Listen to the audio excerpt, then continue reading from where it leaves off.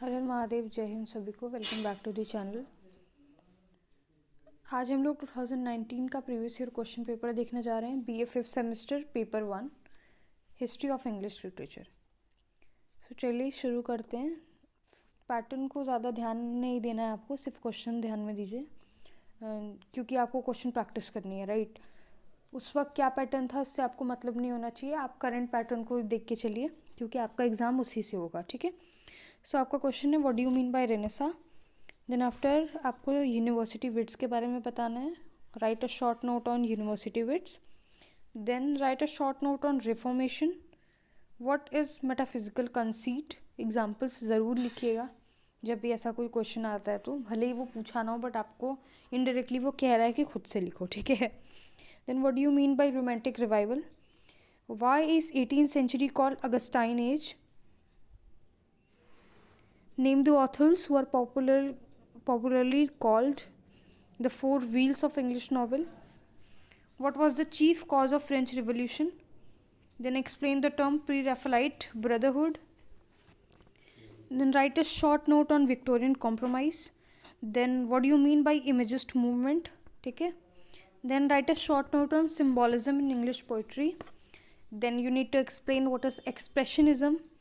फिर theatre of absurd पूछा है आपसे। And the last one is right a short note on feminism. इसमें पूरे जितने वेव्स ऑफ फेमिनिज्म है सब कुछ डिफाइन करना है।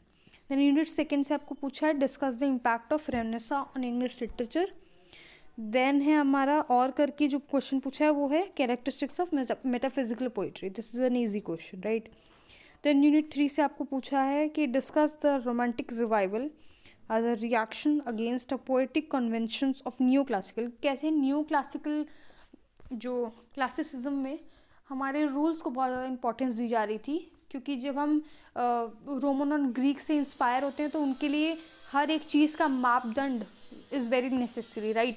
तो रोमांटिक एज के जो लोग थे उन्होंने इसको अपोज किया और कहा कि नहीं, हम अपनी पर्सनल व्यथा, अपने दुख को लिखेंगे, वेदना जिसे बोलते हैं, एंड हम अपने पर्सनल एक्सपीरियंस को लिखेंगे। हमें ये बताने की ज़रूरत नहीं है कि ऐसी ऐसी चीज़ें होनी चाहिए पोइट्री, तभी वो पोइट्री कहाएगी, या ऐसा ड्रामा लिखो, ऐसा कुछ भी नहीं। इसमें पोइट्री फ्लरिश की है, तो और नेचर लव के साथ साथ और भी बहुत सारे इस्केप करने का भी एक तरीके से ट्राई किया गया करंट से सिनेरियो से।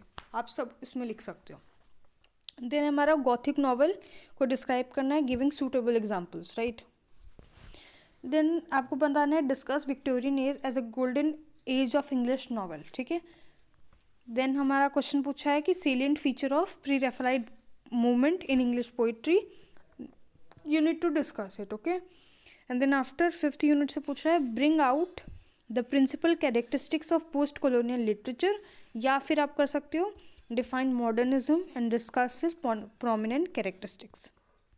So yes, this is all about the 2019 question paper.